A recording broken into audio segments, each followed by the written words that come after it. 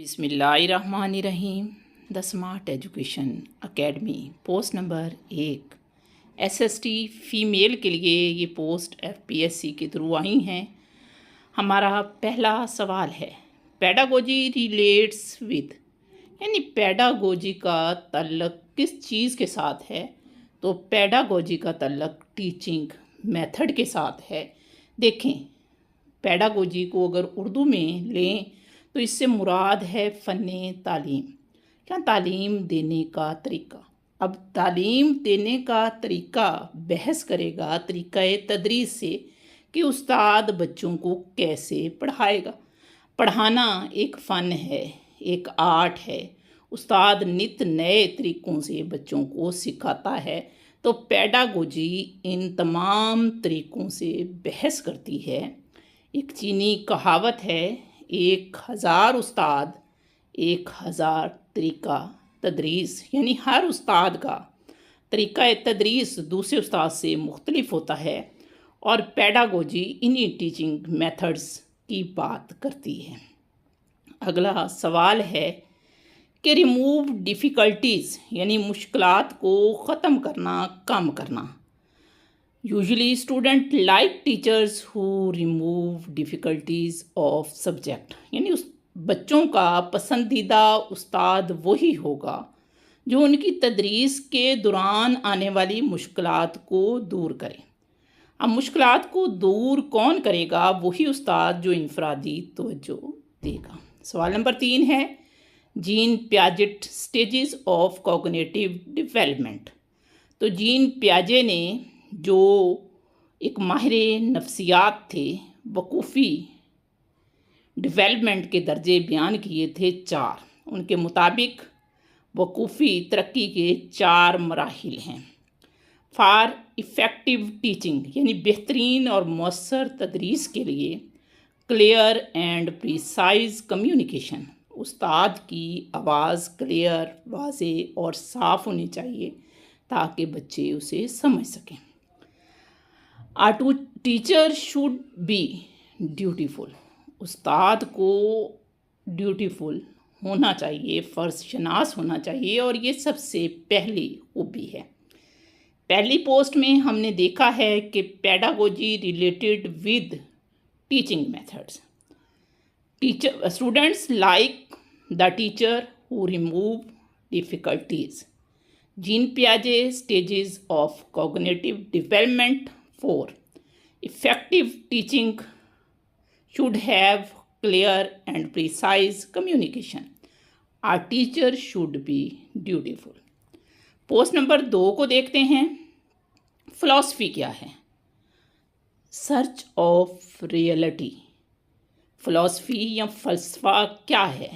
यानी हकीकत की तलाश। अगर फ़िलॉसफ़ी को देखें तो ये 2 लफ्ज़ों से ड्राइव्ड है, फ़िला और सूफिया। दोनों के अगर हम मीनिंग देखें, literal meaning of philosophy, literal meaning क्या है? लव फॉर विजडम, यानी अक्ल से प्यार या सच्चाई या अक्ल की तलाश। फ़िला मीन्स लव एंड सूफिया मीन्स विजडम, यानी फ़लसफ़ा हकीकत और सच्चाई की तलाश का नाम है और हकीकत और सच्चाई से मोहब्बत ही फ़लसफ़ा कहलाती है। बड़े बड़े जो फ़लसफ़ी हैं उनमें सुकरात, अफलातून, अरस्तु हैं। अफलातून जो हैं उन्होंने मिसालियत पसंदी का नज़रिया पेश किया था कि मिसालों से हम सीखते हैं। अरस्तु ने हकीकत पसंदी का नज़रिया पेश किया था और अफलातून कहते हैं कि रूह सबसे बड़ी हकीकत है। अगला सवाल है हमारा कि ब्लेंडेड लर्निंग क्या है और इसका दूसरा नाम क्या है? देखिए, नाम से ही जाहिर हो रहा है ब्लेंडेड, यानी ब्लेंड किया गया। ब्लेंडेड लर्निंग या hybrid learning is approach to education, एक अप्रोच है एजुकेशन में दैट कंबाइंस, जिसमें कंबाइन किए जाते हैं online education material, educational material online जो तरीके हैं उनको कंबाइन किया जाता है with traditional classroom. Blended learning में रवायती तरीक़ेकार के साथ ऑनलाइन जो तरीक़ेकार है उसको मिलाया जाता है ताकि बच्चे अच्छे तरीके से समझ सकें और ब्लेंडेड जो लर्निंग है इसके ज़रिए दूर दराज के इलाके के लोग ज़्यादा सीखते हैं। हमारा अगला सवाल है पोस्ट नंबर 3 में DDO। DDO अब्रीवेशन है ड्राइंग एंड डिसबर्सिंग ऑफिसर की। उस्ताद को सबक का आगाज़ करना चाहिए बच्चों से सबक ख़ानी करा के, यानी बच्चे सबक पढ़ें फिर सबक का आगाज़ करें। सुकरात की जो दरसगाह थी उसका नाम था मैगेरियन। अफलातून ने अपनी दरसगाह या स्कूल का नाम रखा था अकेडमी। अरस्तु की जो दरसगाह थी उसका नाम था लाइसियम। फरोबिल का स्कूल जो था वो था किंडरगार्टन। जॉन डेवी ने भी स्कूल का तस्वर दिया था, वो था laboratory school. Text book board का क़याम नेशनल एजुकेशन पॉलिसी 1959 में किया गया। 1970 की जो नेशनल एजुकेशन पॉलिसी थी उसका आगाज़ नूर खान ने किया।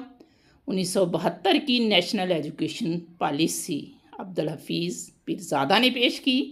इमाइल किताब के मुसन्नफ़ हैं रूसो, और इमाइल में ज़ोर दिया गया है रीजनिंग मैन, यानी हर चीज़ की वजह तलाश करने का, तजस्सुस का और सवाल की तरफ जोर। सिम्पोज़म से मुराद है कॉन्फ्रेंस। उस्ताद बच्चों को ऐसी न्यू मालूमात दे जो बच्चों की पहले से मालूमात से जुड़ी हों, यानी साबका वाकफियत का जायज़ा लेते हुए पढ़ाए। DDO drawing and disbursing officer. सुकरात का स्कूल है मैगेरियन। अफलातून अकेडमी। अरस्तु लाइसियम। फरोबिल किंडरगार्टन और जॉन डेवी लिबार्ट्री।